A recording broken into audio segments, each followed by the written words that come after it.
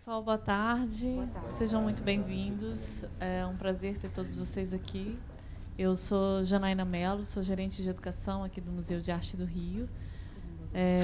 E queria dar as boas-vindas para vocês e iniciar esse nosso ciclo de palestras. Esse ciclo ele se integra a uma agenda que nós estamos inaugurando este ano, que é um festival de arte e ciência.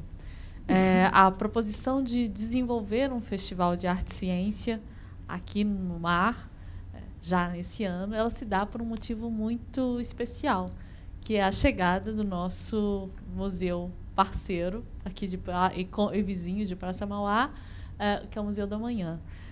E ela se dá por uma provocação muito importante e bem instigante de um outro parceiro que não está habitando fisicamente aqui na Praça Mauá, mas tem corroborado enormemente para que todas as ações, não só do Museu do Mar, mas também futuramente do nosso Museu do Amanhã, possam vir a acontecer dentro da programação de educação e de difusão no campo da arte e da ciência, que é a ABG, a quem nós agradecemos.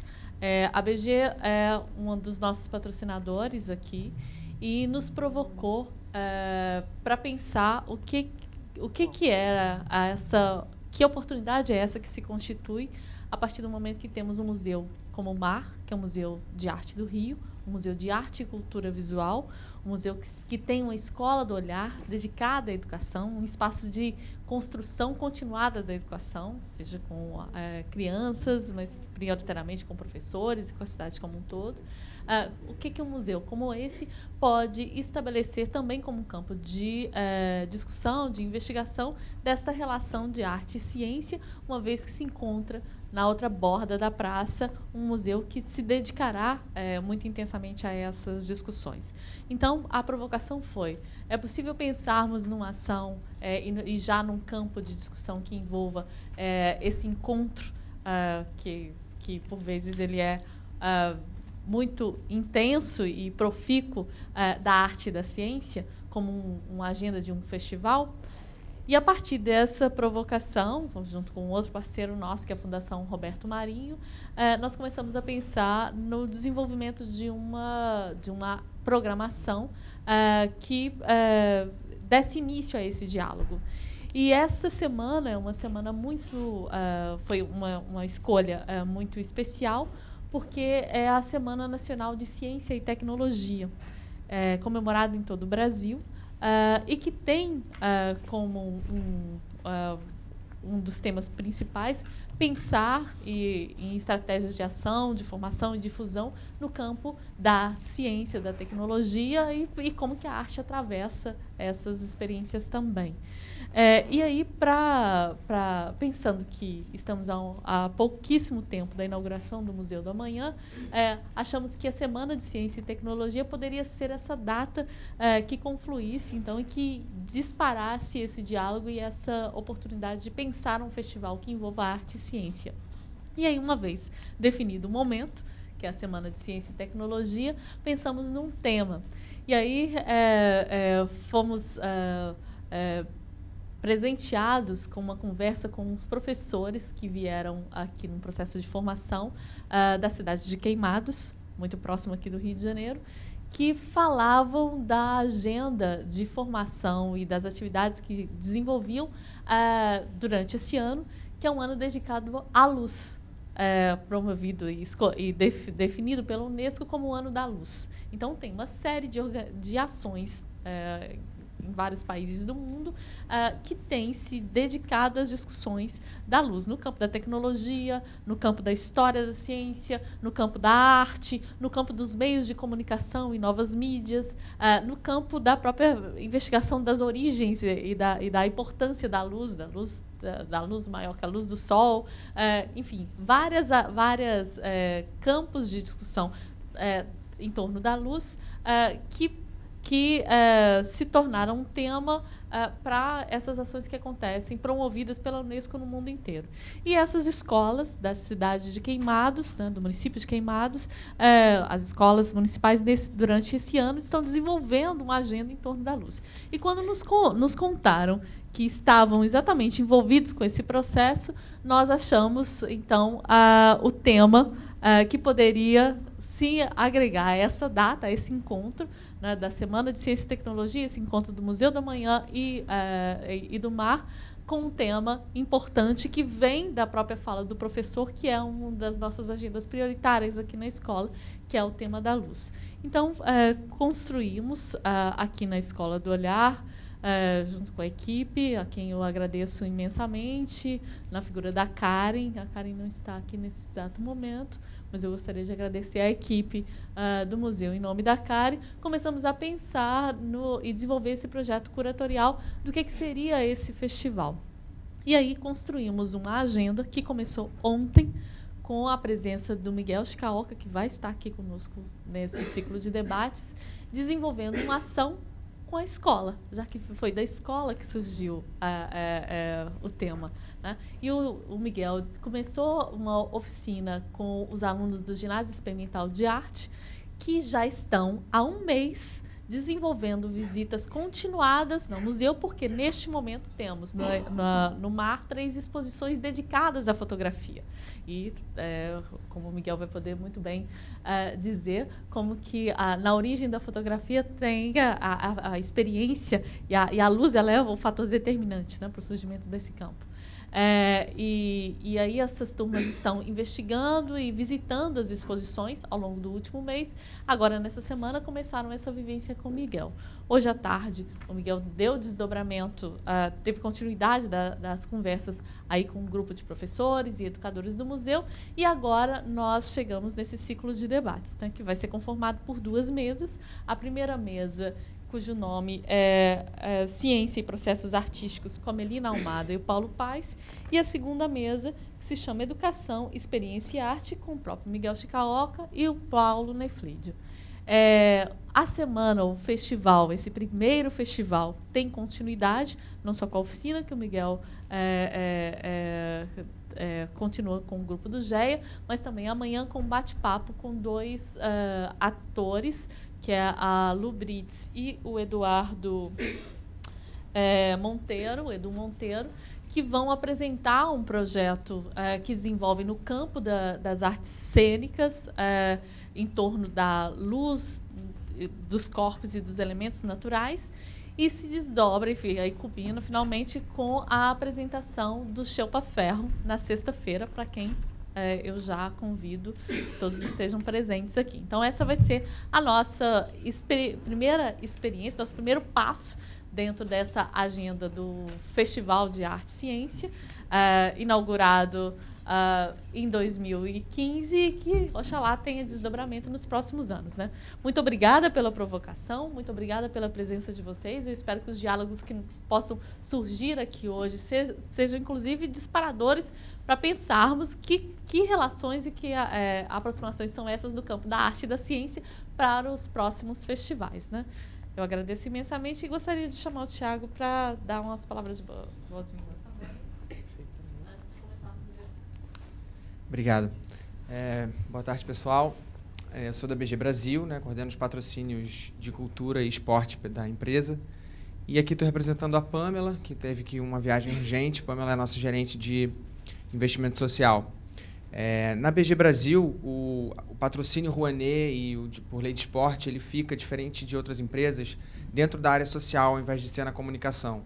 E isso traz para a gente uma possibilidade de preocupar mais com o conteúdo e com a entrega dos investimentos do que simplesmente por uma marca que aparece numa barra de logos ou por algum evento que atrai muita mídia. Nesse sentido, a gente tem como investimento social numa estratégia do mundo, né? A BG Brasil, ela é uma empresa multinacional, ela atua aqui no Brasil no setor de óleo e gás, ela é sócia da Petrobras nos blocos do pré-sal. No mundo inteiro, ela atua com o STEM Education, que é a educação científica traduzido para o português, ciência, tecnologia, engenharia e matemática. Então, aqui, quando a gente chega no Brasil e tem a possibilidade de investir em cultura, a gente traz esse tema para dentro de uma área social que investe em educação científica. Então, o nosso desafio foi como que a gente pode trazer o investimento, essa possibilidade grande que a gente tem de investimento, para junto de uma estratégia maior. Nesse sentido, que a gente começa a pensar em como é que a gente, na arte e na ciência, nessa união, e aí a gente traz para junto aqui do MAR essa provocação. A gente está junto também do Museu da Manhã como patrocinador, que vai inaugurar agora no dia 20 de novembro. E nos nossos outros patrocínios também. A gente também está junto com o SB, no qual a gente desenvolve, além do projeto normal de orquestra e os concertos da juventude, a gente está criando um projeto piloto também para aninhar o ensino de matemática junto com a música. Então, enfim, o nosso desafio é poder trazer mais sentido e conteúdo e entrega para esses investimentos de recurso incentivado. Então, enfim, eu só queria me apresentar, dar umas boas-vindas para vocês. Que bom que a gente tem o pessoal do Museu da Manhã aqui junto também. E agradecer ao MAR, a Escola do Olhar, que tem sido super parceiro com o desenvolvimento, no conteúdo.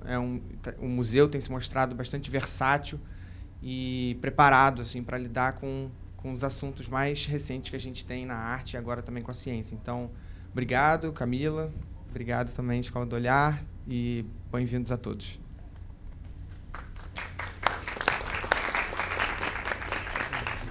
Muito bem, então eu chamo para a primeira mesa a Melina e o Paulo Paes, já para se sentarem aqui. Eu esqueci uma programação importante do festival, que é a visita à exposição com o curador na mostra do Kurt Klarsmund, que acontece amanhã à tarde, não é isso? Às 15 horas. Que é uma programação importante também dentro do festival. Para a constituição dessas mesas, um dos elementos prioritários da nossa conversa surgiu da própria maneira como o MAR pensa as suas ações, pensa as exposições, pensa o seu acervo, a sua coleção e informação, que é a ideia de núcleo significativo. E quando começamos a pensar em como conformar esses diálogos que aqui vão ocorrer, nós partimos muito dessa ideia, que é a concepção primeira do nosso curador Paulo Reckenhoff, da conformação de um núcleo significativo. O que é um núcleo significativo? É pensar que um objeto ele é uma potência de significação. Um objeto, uma coisa, um documento presente no acervo, ele é uma potência de significação. E essa potência ela vai se dar na medida em que ela se relaciona com outros objetos, ou com outros documentos, ou com outros agentes do campo da cultura, da história, da arte. E, a partir desta relação, se constroem significados, possibilidades de leitura e aproximações de N maneiras. Isso significa que Torá que chama aquele negócio que lê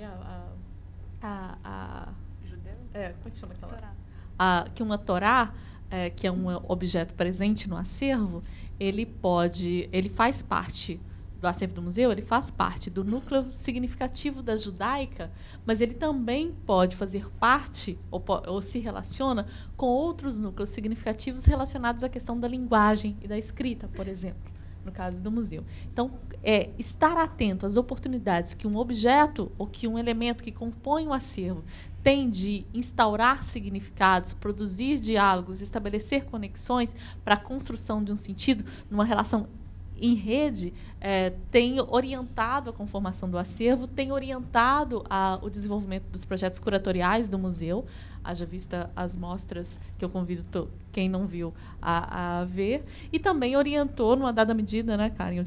A Karen chegou, eu tinha falado de você um pouco antes, numa dada medida, a maneira como nós construímos o seminário. E, por isso, achamos que seria muito interessante começar com uma conversa sobre processos criativos e ciência, envolvendo, então, um artista que no seu trabalho, né, Paulo Paes, no seu trabalho instaura o tempo inteiro essa potência de significação desse objeto agregador e dessa experiência agregadora que você vai compartilhar conosco, e do museu como esse lugar também de ativação de significados, né?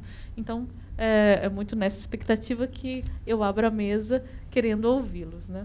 E aí vou convidar a Melina para começar. Eu não combino isso não, mas tudo bem. A Melina Almada, ela é artista, ela é formada em graduação Sou educadora. Em artes, e ela é educadora, ela foi coordenadora de educação do MAIS, Museu de Arte do Espírito Santo, e até muito recentemente era integrante da equipe de coordenação do Museu de Arte do Rio, e agora passou a assumir a gerência de educação do Museu do Amanhã.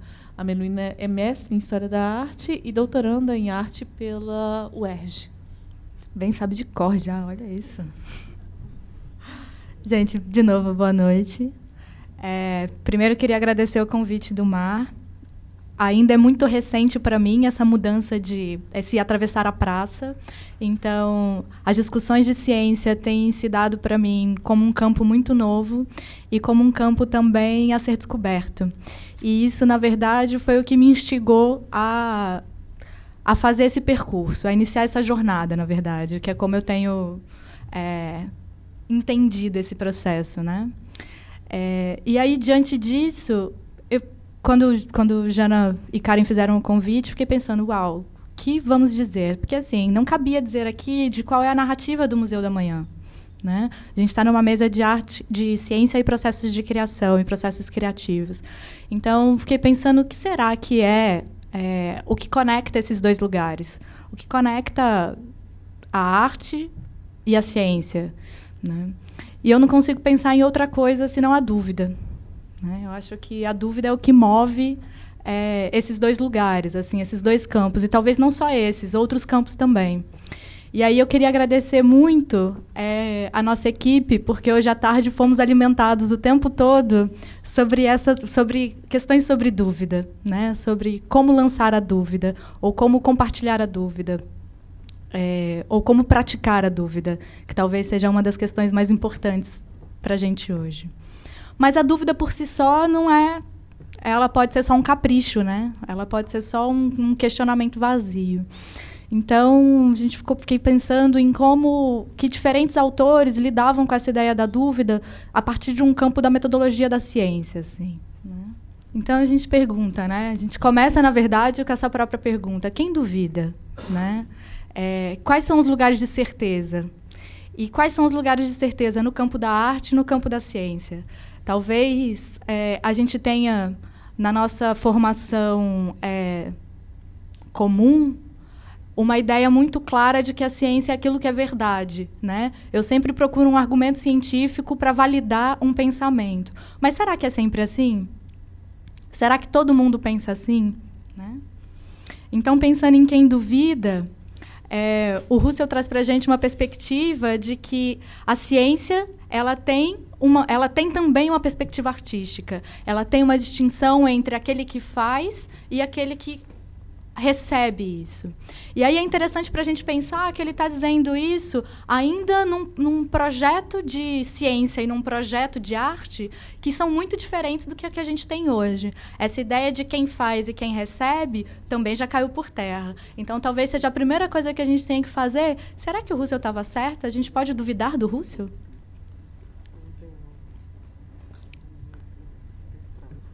A segunda é que o Bachelard nos diz que a ciência deve duvidar e deve se afastar cada vez mais do senso comum. Ou seja, ela deve duvidar das suas práticas cotidianas, ou das nossas práticas cotidianas.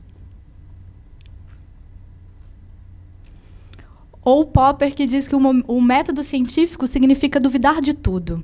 E aí é duvidar, inclusive, do próprio método científico que te diz para duvidar de tudo. Então, você tem um paradoxo dentro do próprio método.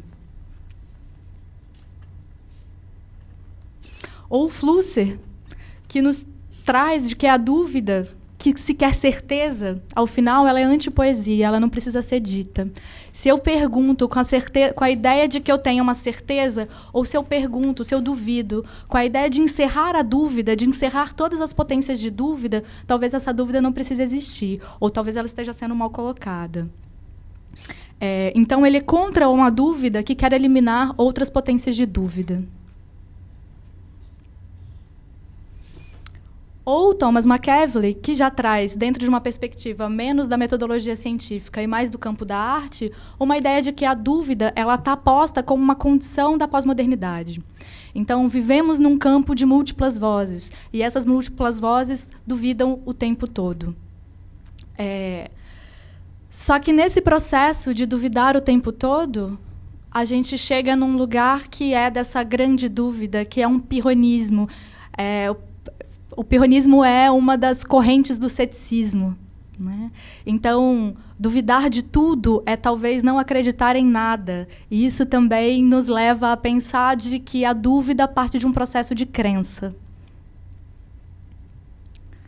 E aí, para conversar sobre dúvida, a gente começa a pensar em que... Eu trouxe para a gente discutir um pouco alguns artistas que, para mim, colocam essa ideia da dúvida, não só como uma prática sua, mas que hoje me fazem pensar num processo, inclusive, de curadoria, de núcleo significativo sobre essa questão da dúvida, me fazem pensar em que lugar é esse que o artista se coloca. Que dúvidas são essas? Quem duvida? E aí o Duchamp é um momento muito confortável, inclusive porque, para o Thomas McEvilley, o Duchamp instaura a pós-modernidade ainda em 1913, quando ele traz para o campo essa dúvida, quando ele instaura o campo da dúvida, perguntando: pode isso ser arte? Ou quando ele afirma: isto é. Ou quando, mais do que questionar, a gente compra essa ideia de que, sim, isto é arte, né? Então, Duchamp instaura uma ideia de que a gente pode estar o tempo todo perguntando se isso é ou não. A gente pode questionar se as coisas devem ser exatamente como sempre foram, né? Se os objetos como a gente conhece precisam estar sempre dentro do mesmo campo de significação.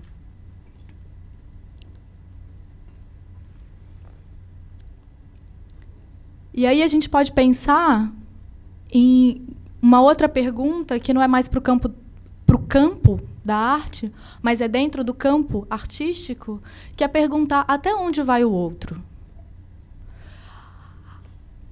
O trabalho anterior, estou supondo que o trabalho anterior do Marcel Duchamp, A Fonte, era um trabalho mais conhecido da maioria, mas nesse trabalho de 72, a Marina Abramovic propõe uma série de objetos numa mesa e que os visitantes poderiam indicar para ela modos de usar esses objetos. E, entre eles, alguns objetos que pudessem feri-la e, entre esses objetos que pudessem feri-la, um que poderia, efetivamente, matá-la, que era uma arma.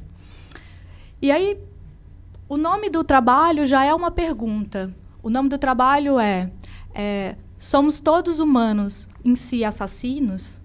Né? Existe essa potência da morte do outro em cada um de nós? E a Marina espacializa isso num convite para o público para a gente perguntar: somos? E a performance termina quando alguém ativa justamente essa arma.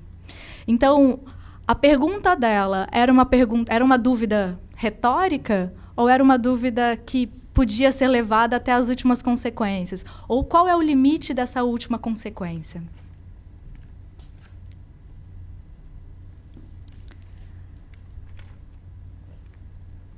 Ou como duvida o Mark Dion, que é um artista americano que incorpora no seu discurso, na sua prática, um pouco como o Paulo também, incorpora a metodologia científica de uma maneira um pouco mais drástica. Ele coleta esses objetos, esse trabalho se chama Rainforest. Ele coleta esses objetos, ele traz a metodologia científica da catalogação de objetos dentro de um museu, que não é um museu de arte necessariamente, que não é um museu de ciências necessariamente. Então, esse processo científico da catalogação, ele perpassa todos os museus, e aí a pergunta é como o Museu da Manhã vai lidar com isso? Mas ele traz essa metodologia científica para esse trabalho. E ele apresenta isso duvidando, inclusive, do próprio método, duvidando do que é que está dentro dos museus, o que é que está dentro das coleções. aqui duvidando do que são as coleções marinhas coletadas em Chinatown, em Nova York. Então, o Mark John traz para a gente uma ideia de que a dúvida, muitas vezes, não só questiona um processo, mas ela traz à tona esse processo também. Então, a gente está falando de dúvidas que entram no campo da arte, especificamente, que todas aqui estão materializadas dentro do campo da arte, mas nem sempre a dúvida que ela coloca está dentro do campo da arte, ela não questiona o campo da arte necessariamente. Ou como Santiago Sierra, que vai perguntar para a gente, que vai duvidar se 6 pessoas são capazes de tatuar por o valor de uma diária de um salário mínimo, uma linha nas suas costas para formar uma linha de 1 metro. Então, Santiago Sierra está duvidando do valor das coisas. Está duvidando de até onde vamos pelo valor das coisas.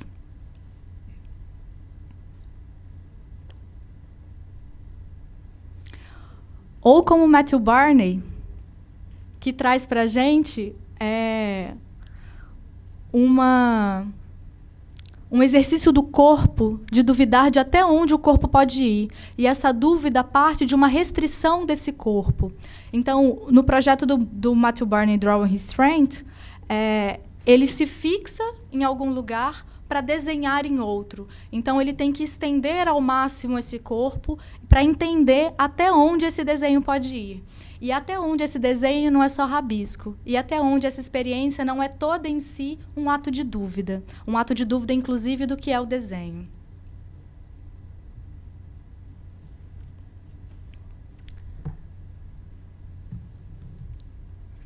Quando a gente pensa na dúvida do método, quando a gente pensa na dúvida do que está posto, a gente está questionando, inclusive, quais são as verdades e quais são os campos de... questionando principalmente isso. Quais são os campos de verdade que estão colocados ali e como a gente aceita isso. Como somos sempre instruídos e cada vez mais condicionados a aceitar todas as verdades, todas as colocações como verdades postas. E em lugares de poder, como os museus, esse poder do discurso, essa força do discurso, ela ganha ainda mais um caráter de verdade.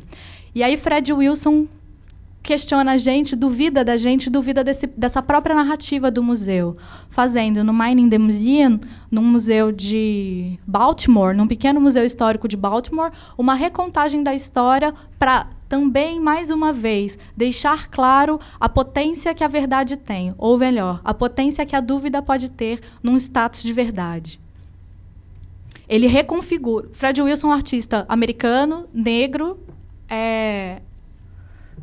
afrodescendente, como ele realmente se coloca, que vai discutir todo o universo do Museu de Baltimore, que é construído a partir de uma narrativa elitista, branca, vencedora, tradicional dos museus, especialmente dos museus norte-americanos, e ele traz essa reconfiguração das exposições principais do museu para instaurar esse lugar da dúvida como exposição.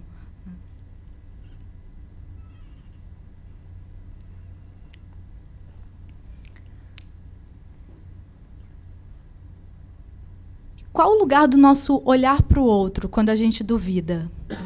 A gente duvida do outro quando a gente olha para ele a partir de quem ele é, a partir de quem a gente projeta que ele seja, a partir das suas necessidades. E o Krzysztof Wojcicki, que é um artista polonês, traz essas dúvidas para a gente quando ele faz um projeto que chama O Veículo do Sem-Teto, em que ele constrói utopicamente, a partir de um carrinho de supermercado, uma casa, não uma casa, mas um espaço móvel que pode ser usado por esse morador de rua para dormir, guardar as suas coisas e fazer a sua higiene básica pela manhã. Então, essa turbina que tem aqui, isso vira uma bacia, isso vira uma cuba para que o morador de rua possa se lavar. Então, O Vodisco está perguntando, pelo menos para mim, ele está duvidando de que lugar na sociedade a gente está colocando esse sujeito. Ele está duvidando de qual a nossa capacidade, qual o nosso interesse em atuar nesse lugar, em reconhecer e perceber esse lugar. E voltando mais uma vez para a dúvida do discurso e das narrativas do museu, eu estou sentindo falta da cadeira que gira, porque eu fico fazendo assim normalmente. E das narrativas do museu, a gente tem aqui a Andrea Fraser, num trabalho super icônico que chama The Museum Highlights, ou seja, as principais peças do museu, em que ela, enquanto artista, faz uma visita para um grupo de visitantes, apresentando em si essas partes principais do museu, que seriam o banheiro, o bebedouro, e criando narrativas a partir daí. E os visitantes compram essa ideia, os visitantes acreditam nela, porque não duvidam do poder de narrativa do museu. Então, ela ali, enquanto sujeito que tem a voz do museu, que fala pelo museu, concentra em si também esse poder da instituição. E estamos, mais uma vez, habituados a isso e não nos deixamos duvidar desse poder de fala.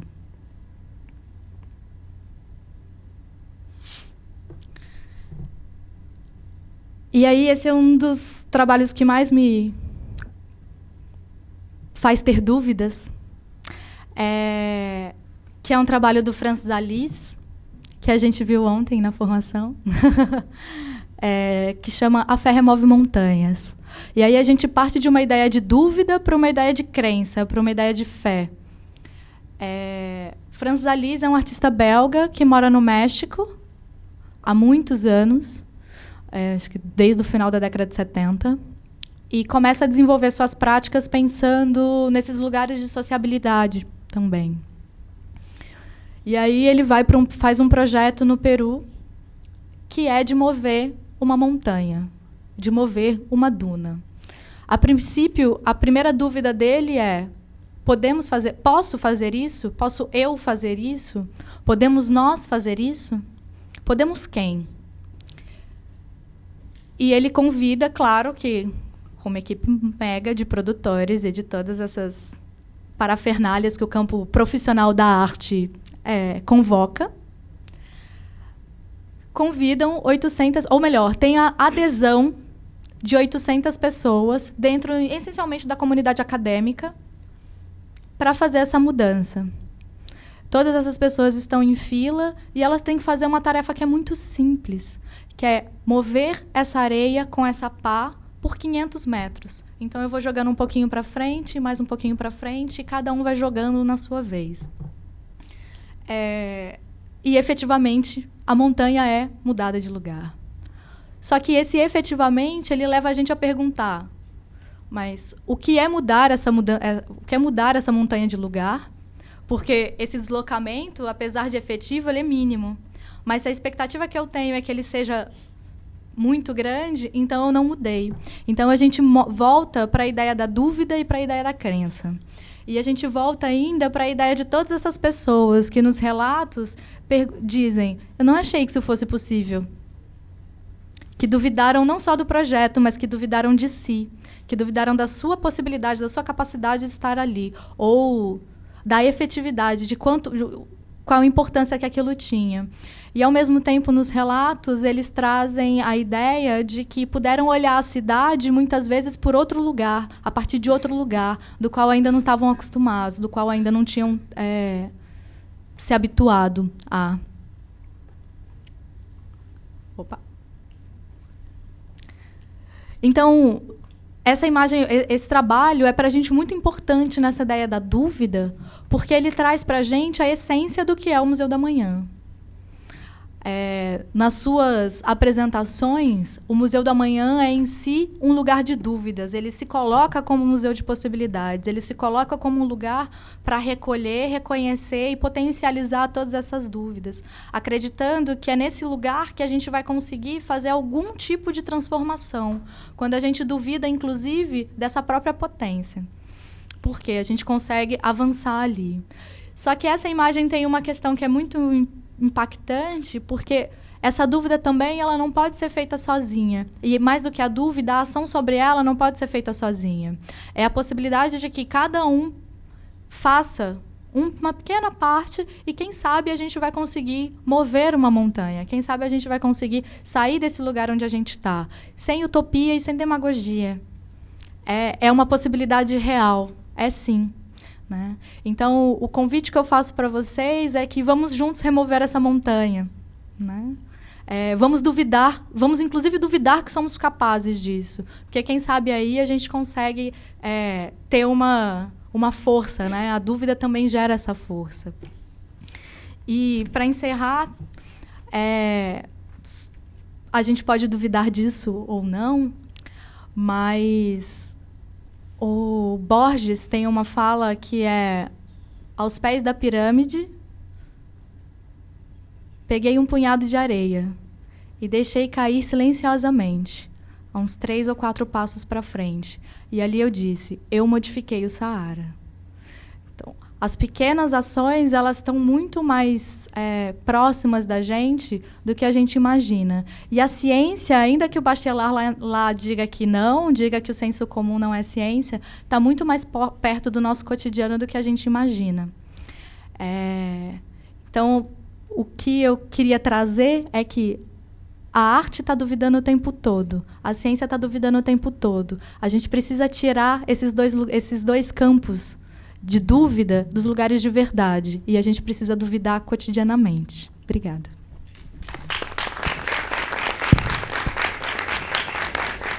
Obrigada, Mel. É muito bom te ouvir falar de dúvida. Você sabe que esse é um tema que também nos perpassa e constrói a nossa experiência aqui. E ainda mais ouvi-la citar alguns dos nossos atores diretos. Então fica difícil conversar a partir do momento que se estabelecem tantas aproximações aqui.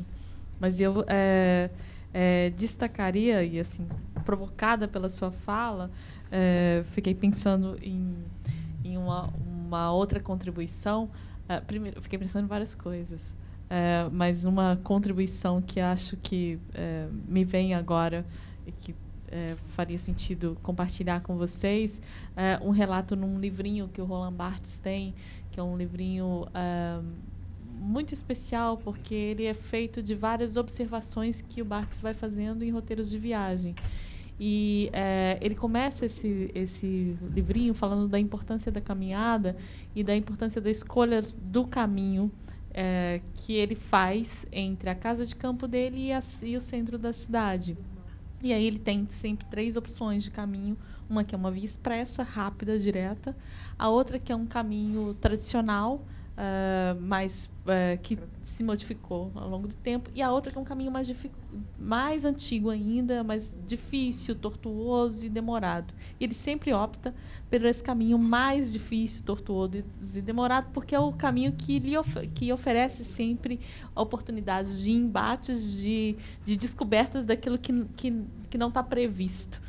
E desse tempo demorado da caminhada, poder observar aquilo que porventura fugiria e não estaria no seu campo de percepção, se ele tivesse optado pelo caminho rápido, se ele tivesse optado pelo caminho comum.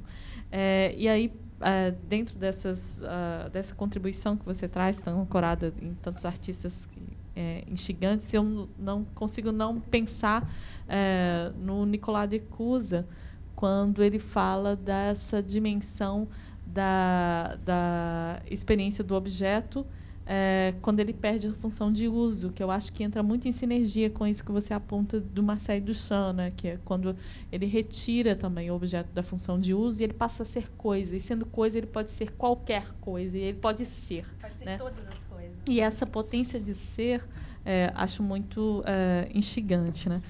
Tem uma pergunta para você, que é querer mesmo saber como é que vai ser essa potência de ser na experiência de um museu, que é um museu para o futuro, que é um museu que deseja nos convocar a pensar o amanhã, né? A pensar como queremos estar aqui no amanhã. Mas eu gostaria de deixar essa pergunta acomodada para você na hora do debate, retomar a fala a partir desse fio, né? E aí, passaria a palavra para o Paulo Paes. O Paulo é um artista que nasceu numa das cidades mais extraordinárias desse país, que é Belém, né? Mas vive muitos anos no Rio de Janeiro, né? E mais recentemente está morando em Niterói, onde desenvolve em Cabo Frio, desculpe, onde desenvolve grande parte das suas pesquisas. Fez uma formação no Parque Lage, né? É um artista que já participou de uma série de individuais e coletivas, já esteve na Bienal de São Paulo e participou daquela icônica exposição Como Vai Você, Geração 80, né? O nosso encontro com o Paulo Paes se dá a partir da presença dele na Gentil Carioca e presente não só no acervo, mas nas pesquisas que ele vem desenvolvendo e que ele vai compartilhar conosco agora, né? Muito obrigada, Paulo. Tá. Boa noite a todos. Primeiro, agradecer ao Mar pelo convite e a presença de todos vocês.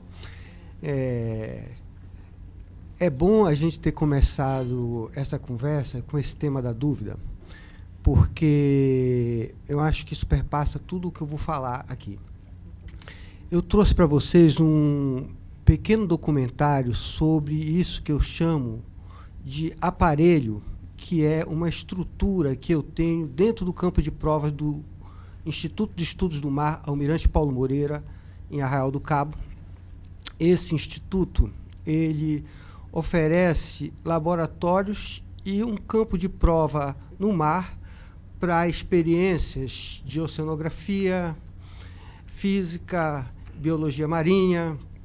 Então, ele oferece um campo de provas para, vamos dizer, pesquisadores de várias universidades que precisam dessa estrutura para trabalhar. Então, são pessoas que já têm título, vão para lá fazer mestrado, graduação e pós-graduação e precisam ter um laboratório especializado em estudos do mar ou um campo de provas no mar para colocar esses experimentos.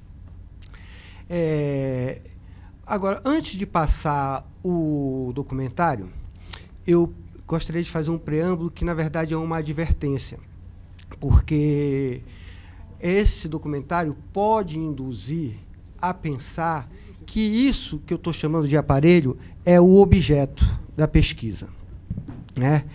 Eu chamo essas estruturas de aparelhos. Isso é uma nomenclatura, uma forma de denominar esses instrumentos que eu aprendi com a pesca, porque na pesca se chama todo o equipamento que se usa, desde o equipamento de pesca mesmo, as redes, os espinhéis, os anzóis, até os equipamentos que movimentam o barco, como o aparelho de vela e tal. Então, isso é vamos dizer assim, um jargão do meio marinho. A gente chama todos os objetos que a gente usa para trabalhar de aparelho. Mas a advertência que eu falei para vocês é porque o fato de a gente estar conversando sobre esse aparelho pode induzir vocês a acharem que o objeto do trabalho são esses aparelhos. E, na verdade, é importante dizer que o objeto da pesquisa que eu faço, o meu objeto de criação, não são esses aparelhos. O objeto, para mim, a rotina que se cria em torno da instalação, manutenção e desenvolvimento desses aparelhos no campo de prova. Ou seja, o aparelho é, vamos dizer assim, o catalisador de uma rotina. Os dois conceitos com que eu trabalho, mais assim, diariamente, com mais atenção, são o conceito de rotina e o conceito de deriva. Eu considero rotina não aquilo que se repete diariamente, mas a maneira como a gente organiza a nossa forma de estar no mundo, no dia a dia, a nossa maneira de ocupar o nosso tempo de estar aqui na Terra, né? Digamos assim, na matéria, na vida. Então, o desenho dessa rotina é que é o meu objeto de criação. Então, essa rotina, ela gera uma série de, vamos dizer, testemunhos ou uma cultura material em torno dela. Né? E esses aparelhos que eu vou apresentar para vocês nesse documentário, ele é, digamos assim, o catalisador dessa rotina e um dos elementos principais que ela gera. Esses aparelhos eu chamo de atratores marinhos, porque são estruturas que têm o objetivo de atrair e fixar a vida no mar. São atratores biológicos, né? Basicamente, são estruturas que vão do fundo do mar até a superfície, são estruturas móveis, por isso não são chamados arrecifes, né, que arrecifes geralmente são estruturas fixas e que estão localizados no fundo. Então, eu vou ocupando os espaços do fundo do mar até a superfície. E em cada situação existe uma... Cada situação dessa proporciona um tipo de desenvolvimento dos organismos e o conhecimento, a rotina em torno desses aparelhos gera o conhecimento a respeito dos eventos que se dão em cada uma situação dessa. Por exemplo, eu sei que na parte mais funda ela é favorável para esses organismos. Conforme a gente vai indo para a superfície, a gente tem mais luz, mais fotossíntese e vamos criando mais vegetais, mais algas e tal. Então, eu vou oferecendo para os organismos substrato para fixação de acordo com o regime de iluminação, corrente e tal, em que esse elemento está. Então, são superfícies rugosas para incrustação, são cílios filtrantes para captar partículas em suspensão, que aí são fixadas e muitas delas são esporos ou sementes de algas e mariscos, etc. Esse aparelho ele começou a ser desenvolvido em parceria com os pescadores. Na Praia Vermelha, uma dupla de pescadores, Daniel e Catarina. A pesca ela é feita ali na praia em dupla. A gente, por quê? Eu entrei para a pesca para desenvolver esse trabalho. Eu fiquei 1 ano e meio pescando, porque essas duplas de pescadores, um deles já estava muito coroa e arrumando desculpa para não ir, ficou na terra consertando rede, eu substituí ele no barco e passei a ter essa rotina de estar todo dia na Praia Vermelha às 5h30 para tirar e colocar redes de pesca. A troca que eu tinha com eles é de que eles me dariam suporte para eu instalar esses aparelhos. Esses aparelhos foram instalados, foram criados não porque não parte de uma hipótese, ele parte de uma observação e da vivência desses processos biológicos por conta da frequência com que eu estava no mar e mergulhando em um mar poluído, muito sujo, que é a boca da Baía de Guanabara, a chamada Barra Pequena, que é ao lado da Praia Vermelha, e que, no entanto, eu observava que havia muita vida, talvez alguns dos lugares mais vivos e mais dinâmicos que eu conheço, né? E isso me deu uma percepção de que a vida e os processos biológicos, eles têm, vamos dizer assim, mecanismos, estratégias e uma resiliência que a gente não imagina. Então, eu tento desenvolver uma vivência e uma relação o máximo possível horizontal com esses organismos. Então, eu considero eu mesmo um organismo atraído e fixado nesses sítios por esse aparelho. Bem, então, eu chamo sítios, porque eu crio sítios onde eu instalo esses aparelhos. Então, eu estou fazendo esse preâmbulo antes de mostrar o documentário em si, porque eu acho importante, apesar da gente estar numa conversa sobre arte e ciência, importante, para não estar enganando vocês, de dizer que eu não parti de uma hipótese ou de um desejo de trabalhar com a ciência, mas o meu processo de deriva e a minha rotina me levou a trabalhar nessa parceria, digamos assim, íntima com a rotina de um instituto de pesquisa. Por 2 motivos básicos. Um é que esses aparelhos, por atraírem muita vida marinha, começaram a se tornar pesqueiros, onde não só barcos de pescadores artesanais ancoravam para pescar, porque atraía muita vida, mas um dia umas traineiras passaram e, vendo o cardume no sonar, cercaram e arrastaram, além dos peixes, os aparelhos todos. E destruíram o experimento. Então, eu percebi que eu precisava de alguma proteção para essa experiência. E eu desenvolvi essa experiência clandestinamente. Eu não pedi autorização para a IBAMA, para a Capitania dos Portos, para nada. Eu fiz essa experiência clandestinamente, em parceria unicamente com esses pescadores. Essa experiência demorou 1 ano e meio. Só que eu viabilizo as minhas ideias e as minhas ações dentro do campo de artes plásticas. É o campo que acolhe as minhas demandas. E eu busco recursos nesse campo. Então, na minha busca por esses recursos, eu percebi que eu estava sofrendo um questionamento, inclusive de comissões de seleção e tal, tipo, nós vamos dar dinheiro para esse cara jogar lixo no mar, fixar lixo no mar? Então, eu senti que eu tinha uma vulnerabilidade.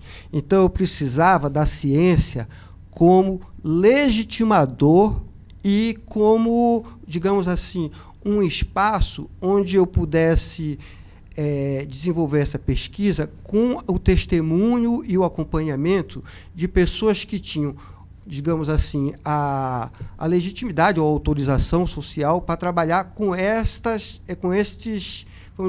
questões e esses elementos.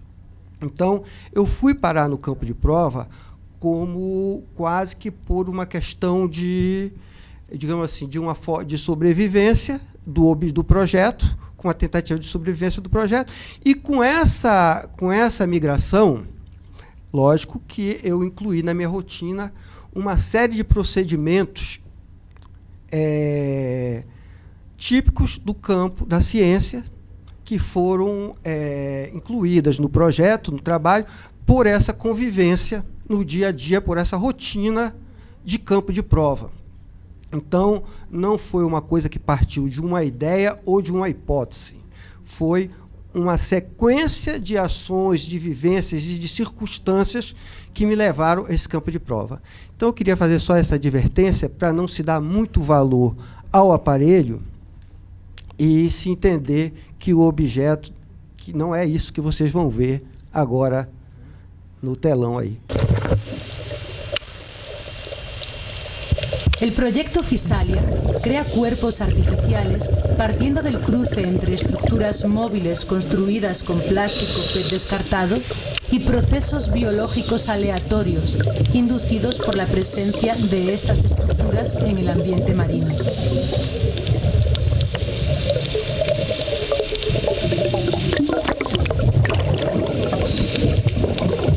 Las fisalias de PET funcionan como atractores biológicos al ofrecer una base física compleja proyectada para favorecer el desarrollo de la vida.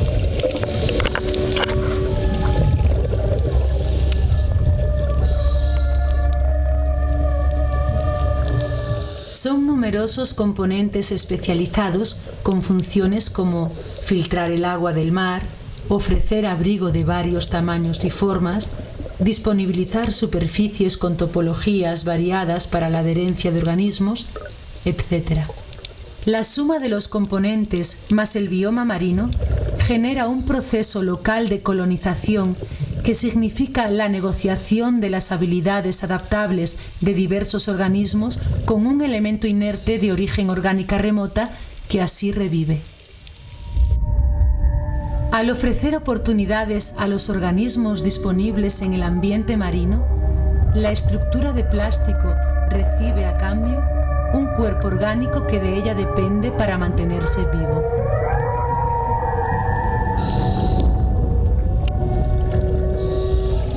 A partir de entonces, la respuesta de los organismos agregados pasa también a influenciar el desarrollo de la estructura, que empieza a recibir aumentos para responder a las demandas creadas por el crecimiento de la colonia.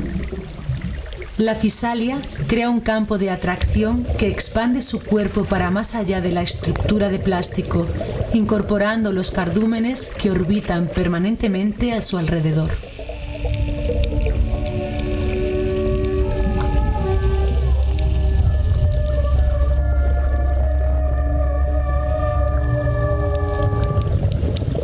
Dijanir, el mayor de los experimentos, fue instalada en el campo de pruebas del Instituto de Estudos do Mar Almirante Paulo Moreira, en Arraial do Cabo, Río de Janeiro, Brasil. Área de reserva extractivista marina altamente preservada y favorecida por el fenómeno de la resurgencia, explosión de vida en la base de la cadena alimentar. Cuando fue retirada del mar el día 30 de julio del 2009, el banco de arenito donde estaba fondeada estaba sin su cubierta de algas por ser invierno, dando la impresión de ser casi desértico. Dijanir, hipercolonizada, con sus organismos maduros, era el punto más vivo del local.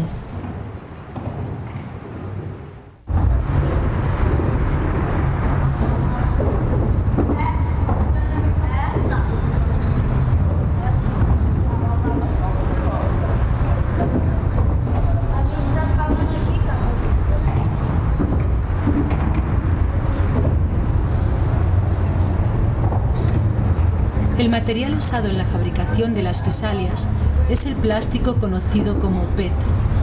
Se trata de un polímero termoplástico obtenido de la policondensación del ácido tereftálico, adicionado con etilenoglicol, que genera un producto sintético del grupo de los poliésteres, con las siguientes propiedades físico-químicas, entre otras. Altísima resistencia a los esfuerzos permanentes. Alta resistencia al desgaste. Óptimo coeficiente de fricción. Alta resistencia a los agentes químicos. Sus características hicieron que el PET revolucionase la industria de embalajes y el sistema de distribución de las bebidas carbonadas, como sodas y aguas, sustituyendo el vidrio y haciendo que la mayoría de los embalajes sean desechables. Este fenómeno disponibilizó en forma de botellas desechadas un plástico de ingeniería de cualidades excepcionales para la fabricación de artefactos marinos. Botellas PET flotando crean una asociación formal y conceptual con el organismo marino conocido como Physalia physalis o carabela. Este ser es formado por la asociación de 3 pólipos marinos especializados y distintos alrededor de un pólipo flotante que los transporta, formando un organismo apto para vivir, alimentarse y reproducirse. Este modelo orientó la creación de los aparatos fisalias, que también son formados por la asociación de diversos organismos alrededor de un elemento que proporciona una base de fijación para aprovechar los nutrientes disponibles en el ambiente marino.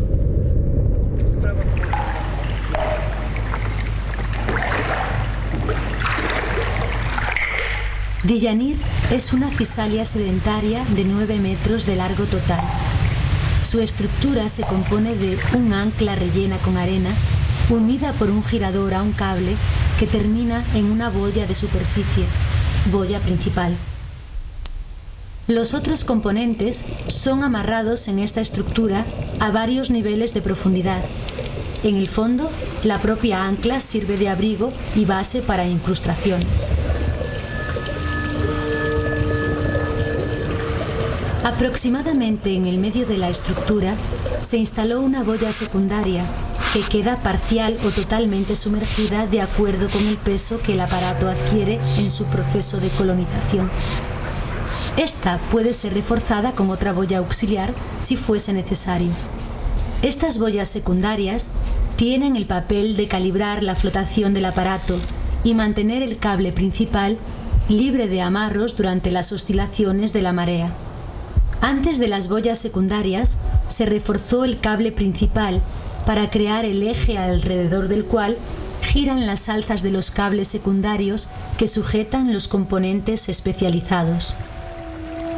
Enseguida, el cable principal recibe por medio de alzas un segmento bastante más grueso, hecho con botellas enteras enlazadas, que cumple la función de cable, pero ofrece también un ambiente especializado para algunos organismos. El cable principal continúa hasta la boya principal, a la cual es unido por alzas muy resistentes que tienen la doble función de hacer esta unión y sostener el segundo grupo de cables secundarios y componentes especializados.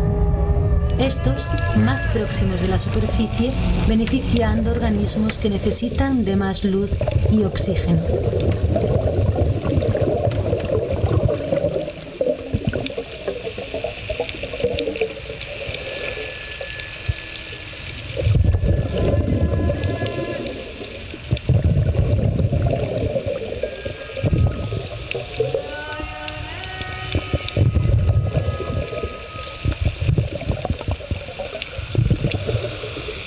Essa estrutura, esse aparelho que eu chamo de fisália, ele é um dos elementos que compõem essa rotina, isso que eu chamo de rotina, porque além de eu ter que, digamos assim, recolher e lançar mão de todos os conhecimentos que essa rotina me traz ao entrar em contato com esses saberes, tanto dos pescadores quanto dos biólogos, dos pesquisadores.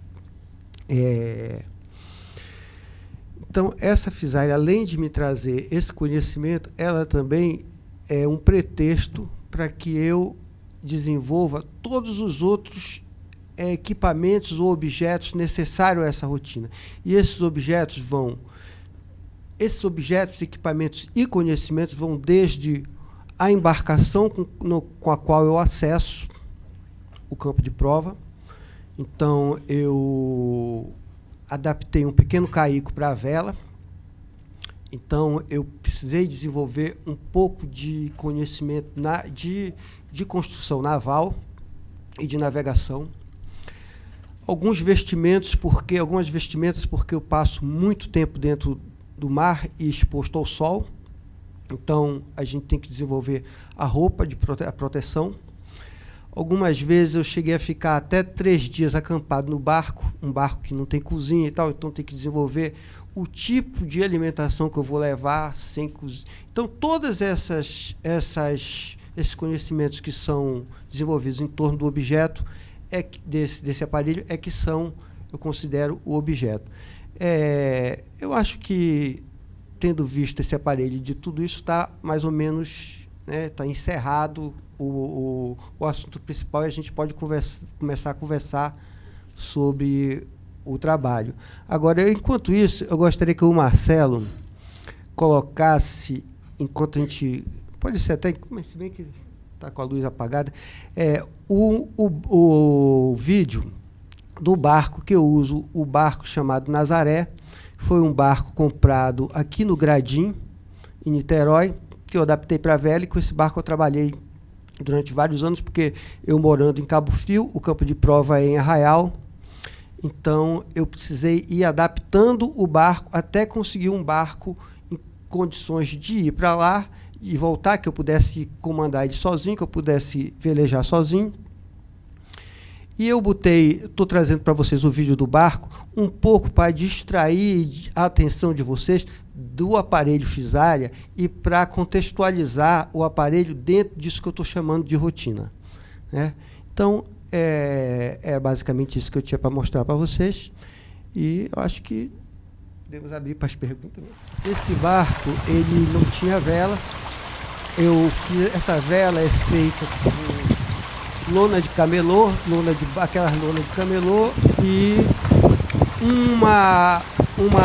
um vegetal que tem na região dos lagos, que é a casuarina, que é uma planta exótica, invasora e alastrante que está dominando a restinga. Existem vários projetos para retirar essa árvore. Então, eu me senti autorizado a usar elas como vergas e mastros e tal. Então, eu vou, retiro e transformo nas velas. Então, basicamente, o trabalho é esse. Espero não ter tirado muito do assunto da ciência. Mas é basicamente isso. Muito obrigado.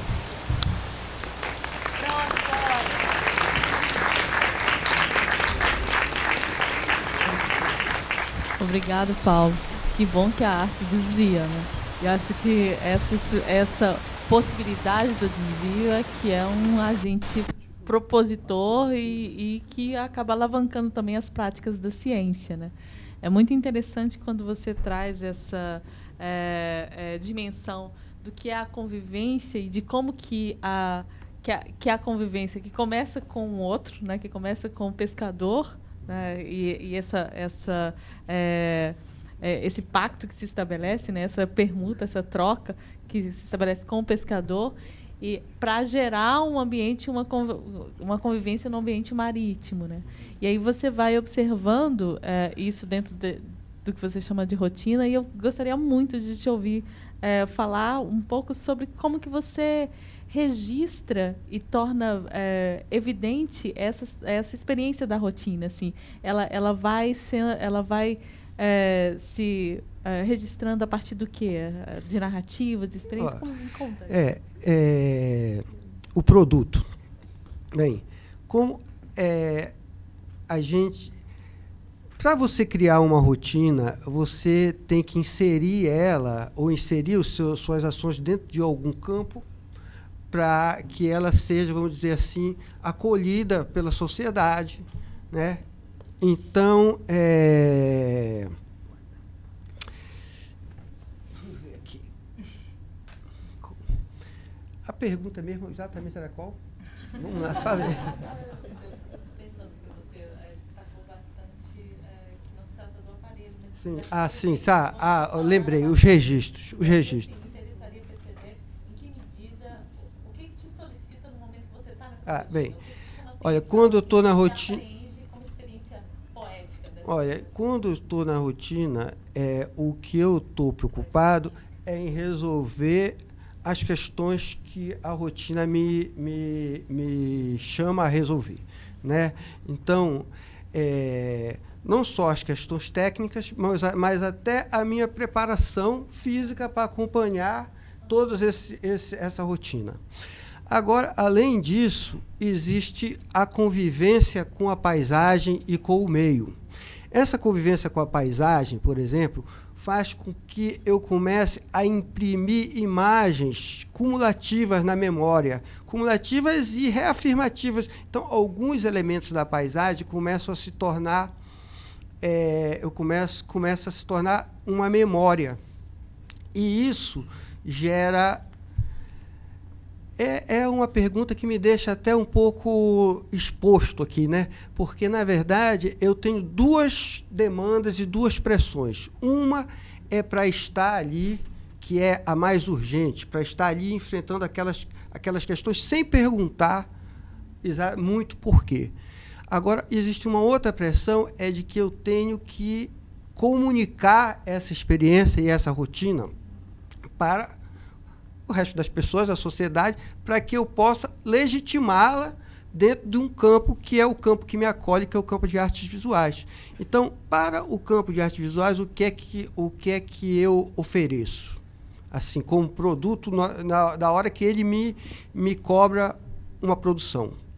São registros fotográficos dessa rotina. Esses registros fotográficos são feitos com uma máquina muito simples. No começo, por muito tempo, uma máquina analógica, de película baratíssima. São feitas em apneia, ou seja, sem cilindro. Então, de certo modo, ela registra também as condições em que eu estou trabalhando, porque eu tenho que fotografar enquanto o meu fôlego permite, né? Então, são essas fotografias. E também relatórios de campo, porque quando eu vou ao mar, eu registro em texto o que eu encontrei, as modificações, os ciclos biológicos, eles fazem com que a paisagem se modifique muito. E alguns momentos a gente nota, são momentos de transição, de salto, né? De repente ficam 3 meses um cardume morando ali. Passa a época dele e num dia você está acostumado a ver aquele, já conhecia até pelo nome, num dia não tem mais nenhum. No dia para a noite não tem mais nenhum. E daqui a pouco chega uma turma nova. Então, tudo isso eu vou relatando nesses relatórios, né, que eu faço. Todos os aparelhos e ferramentas, o vestuário, o chapéu, a comida, tudo isso eu registro e, vamos dizer, são os objetos que eu tenho para publicar. A experiência e a rotina, são os objetos que eu tenho. Então, vão desde, por exemplo, um tamanco. Eu me canso de estar pisando no plástico, então vou fazer um sapato para mim, resolvo fazer um tamanco para mim, fico um tempo pesquisando a madeira e tal, faço um tamanco porque acho que ficou mais confortável para mim, ou então um tipo de roupa que me proteja bem do sol. Então, são essas coisas que eu publico. Na verdade, são essas vamos dizer assim, o resultado que eu ofereço para a publicação. Posso lembrar das paisagens marinhas? Sim. E crio paisagens, quer dizer, pinto, vamos dizer assim, paisagens. Só que eu pinto elas com fórmica. São mosaicos de fórmica ou com papel de seda, porque eu também trabalho com papel de seda, espero não ser censurado, mas sou baloeiro, né? Então, eu trabalho com papel de seda e o papel de seda é como se fosse tinta em lâminas, né? Então, eu construo paisagens a partir dessa memória da minha rotina. Não são paisagens que eu vou para frente do mar e pego aquela paisagem e copio aquela paisagem. Eu geralmente faço essas paisagens em casa, lembrando. Entende? Então, nunca são fiéis realmente à paisagem real. São o resíduo de memória que eu consigo resgatar na hora de fazer as paisagens. Eu nunca fiquei na frente de uma paisagem, nem registrei ela em lápis, né? Então, todas essas coisas que são o que resulta dessa rotina e as coisas que eu publico no campo de artes plásticas. Mel, você quer comentar aquela provocação? Na verdade, a pergunta de Jana é como que o projeto de educação do Museu da Manhã se posiciona dentro da relação com a dúvida. Eu acho que não tem outra maneira senão vivenciando ela cotidianamente, assim, propondo outros espaços de dúvida, além daqueles que que a narrativa do museu já coloca, questionando, inclusive, essa própria narrativa, esse próprio campo da ciência. O campo da ciência como colocado ali no museu. E uma das coisas que a gente está propondo para isso é, por exemplo, uma ação, um projeto que se chama Minha Avó Também Faz Ciência, que é um projeto para pensar a ciência a partir de um campo feminino, cotidiano, e dessas micro-relações, né? Então, instaurar um projeto uma questão de dúvida para o museu que ciência é essa? De que lugar é esse que a gente está falando como ciência? A gente está falando de uma ciência masculina, europeia, acadêmica, mas esse é o único campo da ciência possível? E isso não é dizer que esse é um campo da ciência ruim, muito pelo contrário, mas é também, acho que de uma maneira muito próxima, nesse processo de desvelar os processos que estão colocados dentro do sistema de museus e desses sistemas de verdade é desvelar que, sim, esses são processos de escolha, né? A narrativa que está ali não é uma narrativa de verdade, não é de verdade, mas não é da verdade, da única verdade possível.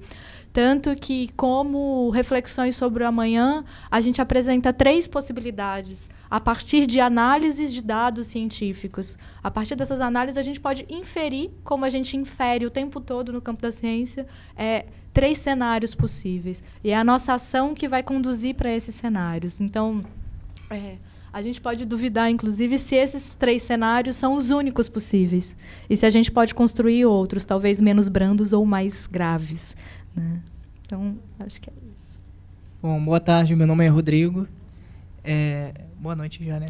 Boa noite. Bom, eu fiquei muito interessado naquele objeto, no caso, naquele equipamento. Eu falei, caramba, quem concebeu aquilo na prática? Porque há um tempo, quando eu estava, no caso, lidando com questões relacionadas ao meio ambiente, quando eu fazia o meu técnico, né, sempre tive uma preocupação com a questão da reutilização, reciclagem. E nunca parei para pensar que a garrafa PET ela poderia realmente ser utilizada para aquele tipo de experiência, né? E dali, através dos seres no ambiente aquático, né, poder dali dar vida àquilo, né? E a gente pôde também ver pelas imagens que aquilo de alguma forma também nos sensibiliza, porque como através de um material que hoje em dia é tão questionado, não pode jogar no rio, não pode, deu vida e aparentemente também se tornou algo belo assim por conta da vida ali. Quem concebeu esse tipo de objeto? Eu só não sei o nome. Olha, a natureza, ela se apropria de tudo. Isso eu fiz a arquitetura, mas como disse, eu sou um mergulhador de águas poluídas. Eu aprendi a mergulhar e tinha uma rotina de mergulho na boca da Baía do Guanabara. Então, ali eu observei que isso era o que os organismos faziam. Então, agora, em nenhum momento a gente pode propor isso como uma solução para o descarte do PET. Isso não tem essa dimensão.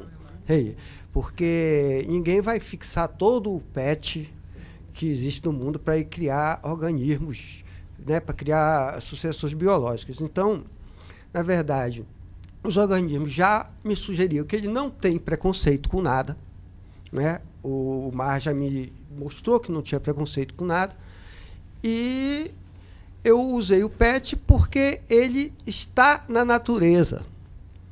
Então, para nós aqui, o PET é quase que uma coisa natural, porque, olha, eu tenho 55 anos e sempre tenho uma vivência de estar na natureza. E eu vi quando o PET surgiu. O PET surgiu como surge, vamos dizer assim, na nossa perspectiva aqui de terceiro mundo, um país periférico que não tem uma indústria capaz de propor nenhum paradigma mundial. A gente recebeu milhares de PETs na natureza como se fossem cardumes de sardinha. Nasceram ali, né? Brotaram. Brotaram. É como se viesse de Deus, né? Deus, assim, Estados Unidos e tal. Então, e chegou aqui em grande quantidade. Eu, como um extrativista marinho urbano, aproveitei a oportunidade. Eu e os organismos com quem eu convivo.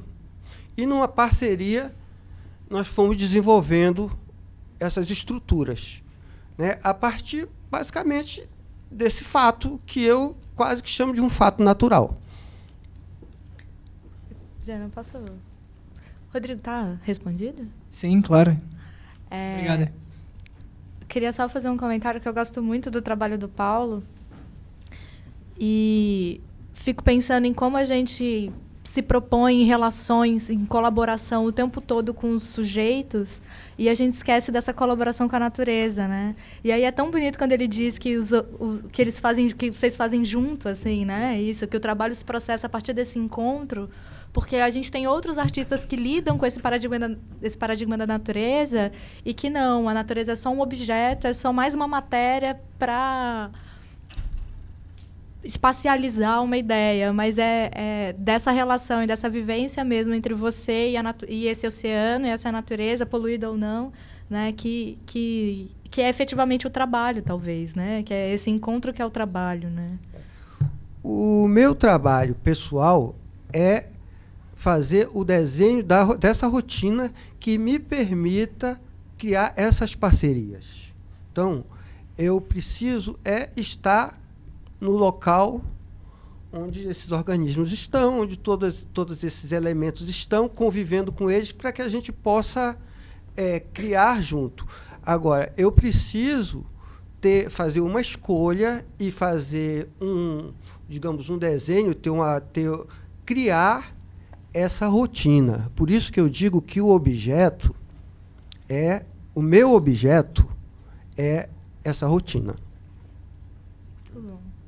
São muito lindas as imagens daquela vida, né? A maneira como foram capturadas. E eu fiquei aqui pensando se existe algum pensamento da sua parte de utilizar esses equipamentos e pensar essa proliferação da vida fora d'água também. Olha, eu já fiz algumas experiências fora d'água. Eu acho que essa construção em parceria com o ambiente, ela pode acontecer em qualquer ambiente. Eu tenho desenvolvido mais coisas dentro d'água porque, primeiro, por uma afinidade pessoal e, segundo, porque o mar é, digamos assim, uma sopa de nutrientes. O mar é o lugar básico de onde inclusive, nós saímos. Então, e ali em Cabo Frio, em Arraial do Cabo, existe um fenômeno que chama-se ressurgência, que é o afloramento de águas geladas, de correntes profundas, que vem com sais nutrientes virgens, básicos, que são produzidos pelas bactérias afóticas que vivem em grande profundidade e que não podem ser aproveitados pelos outros organismos por estarem sem a presença de luz.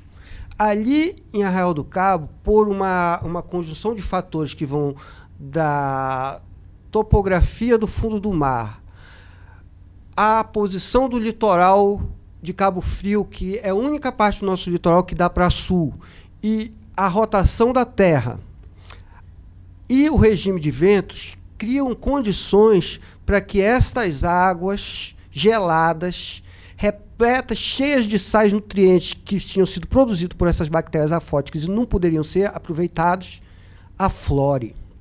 Quando ela aflora ali em Cabo Frio, isso dá um start na base da cadeia alimentar. Né? É uma explosão na base da cadeia alimentar. Vai alimentar o fitoplâncton, o zooplâncton e aí por diante. Então, ali é a fronteira faunística do Nordeste e do Sudeste. Ali você encontra ainda peixes que só vão até ali. Do Nordeste, por exemplo, a cioba. Você ainda encontra esse peixe chamado cioba até ali só. Dali para baixo não tem mais. E alguns peixes também do sul que só vão até ali. Então, ali tem essa disponibilidade de potência de vida. Né? Por isso que eu aproveitei ali. Mas eu já pensei também em criar Aedes aegypti dentro de umas aguinhas penduradas e tal. Várias coisas. Você pode fazer várias coisas. Pode criar ratos, baratas, tudo isso, né? Digo assim, na terra, de forma, digamos assim, quase espontânea, né? Sem você estar com uma relação de exploração ou de produção, né? Você ali está é um diálogo, né? Eu não tô explorando a riqueza marinha. Né? Eu não estou produzindo alguma coisa. Eu estou criando diálogos, frases, né? Imagens e objetos e principalmente processos biológicos. né? Então, isso pode acontecer em qualquer lugar. Pode fazer isso em qualquer lugar, com certeza. Bom, eu acho que você está dando o tempo todo muita ênfase aos aspectos biológicos, científicos, que isso, obviamente, faz parte da tua observação e o fato de estar relacionado com essas instituições que estão te dando suporte para desenvolver esse trabalho. Agora, eu acho, assim, você como um artista, eu acho incrível, porque são peças escultóricas. Para mim, as Fisálias são peças escultóricas, porque elas têm uma beleza na forma, uma elaboração, um pensamento que se desenvolveu a partir de uma busca de uma forma escultórica também.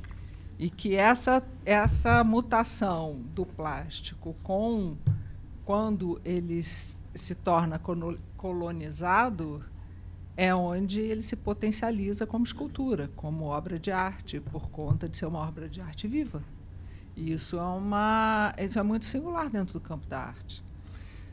Eu acho que talvez você seja hoje um dos poucos artistas que estão levando essa pesquisa que, aparentemente, você coloca também como científica, né, por conta da relação com a biologia, mas eu enxergo como uma pesquisa artística por conta de uma escultura viva, de uma escultura que ela se constrói a partir de uma colonização biológica e que se mantém e se transforma e modifica em função da própria colonização. Então, isso eu acho que é uma área da arte, assim, que, entende, perto do Museu do Futuro, desse campo, assim, de expansão das possibilidades artísticas,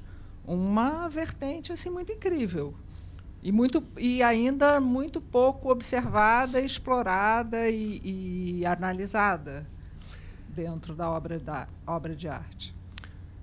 Reila, quando você levanta, fala essa história, parece que você está querendo enfatizar os aspectos formais, né, do trabalho. Sem dúvida nenhuma, tem muita elaboração, muita energia colocado nisso.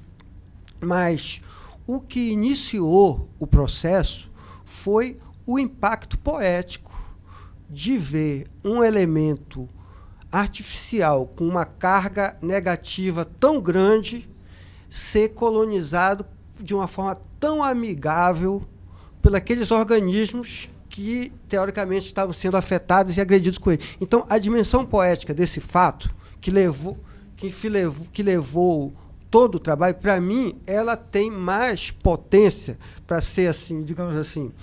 Eu acredito que ela tem ainda mais potência, sem descartar os aspectos formais, ainda tem mais potência do que esses aspectos todos formais. Eu não acho que uma coisa não anula, invalida ou minimiza a outra. Eu acho que o meu comentário é para somar valor e não para desmerecer ou desviar o aspecto. Eu sou baloeiro, eu trabalho com cor e tal, então eu dou muita importância para a questão da estética e formal. Óbvio. Sem dúvida, eu dou muita questão. Eu adoro coisas bonitas, bem feitas, inteligentes na hora de se articular os elementos e tal. Sem dúvida, isso aí está incluído. E eu não nego, nem renego, nem relego a segundo plano essa dimensão. Eu acho que a dimensão formal e que a beleza é um fenômeno também com potencialidades subversivas, digamos assim, né? Então, eu não tô negando as duas coisas, eu só quero enfatizar que a rotina é o trabalho de criação que ocupa mais o esforço, que nos ocupa mais, né? Eu vou agradecer muito a presença de vocês, vou convidá-los para sentar aqui, porque vamos chamar a segunda mesa e continuar essa nossa conversa.